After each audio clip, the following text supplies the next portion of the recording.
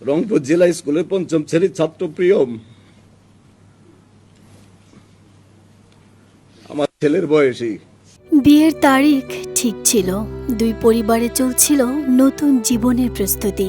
স্বপ্ন ছিল সংসার সাজানোর, একসঙ্গে পথ চলার। কিন্তু সেই স্বপ্ন পূরণের আগেই নির্মম হত্যাকাণ্ডে থেমে গেল এক তরুণীর জীবন। রংপুর কারমাইকেল কলেজের শিক্ষার্থী আগামী চক্রবর্তীর পরিবার সহ মৃত্যুর পর এবার সামাজিক মাধ্যমে ভাইরাল হয়েছে হবু স্বামী অদিত করের আবেগঘন পোস্ট। একটি ছবি, আর সেই ছবিকে ঘিরে হাজারো না বলা কথা। মৃত্যুর কয়েকদিন আগের ছবিতে পাশাপাশি দাঁড়িয়ে আগামী চক্রবর্তী ও তাঁর হবু স্বামী অদিত কর। 23 অগস্ট রাতে Carmichael college crush and confessions নামের একটি ফেসবুক পেজে প্রকাশ করা হয় অদিত করের সেই আবেগঘন পোস্ট।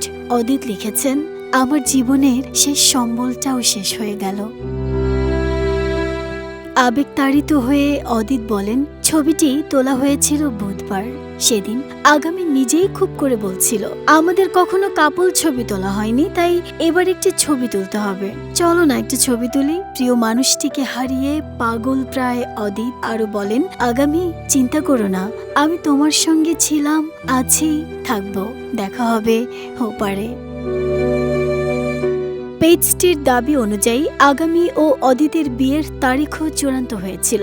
দুই পরিবারে চলছিল বিয়ের প্রস্তুতি, নতুন জীবনের স্বপ্নে বিভোর ছিল দুটি পরিবার। কিন্তু ভাগ্যের নির্মম পরিহাসে বিয়ের সাজার আগেই শেষ হয়ে গেল আগামী ও তাঁর পরিবারের সব স্বপ্ন। এর আগে শনিবার রাতে রংপুর নগরীর মাছুয়াপাড়া এলাকায় একটি তালাবদ্ধ বাড়িতে নৃশংসভাবে খুন হন আগামী ও তাঁর বাবা মা ও একমাত্র ভাই। নিহতরা হলেন রংপুর জেলা স্কুলের সাবেক শিক্ষক গণপতি চক্রবর্তী, তাঁর স্ত্রী, ছেলে ও মেয়ে আগামী চক্রবর্তী। পুলিশ জানিয়েছে 4 জনকেই পরিকল্পিতভাবে শ্বাসরোধ করে হত্যা করা হয়েছে। এই রশিটা টান দেয়, তার মুখের চোয়াল ভেঙে যায় এবং চোখটা ঠিকরে বের হয়ে যায়। নাহিদা স্মৃতি, দেশ রূপান্তর।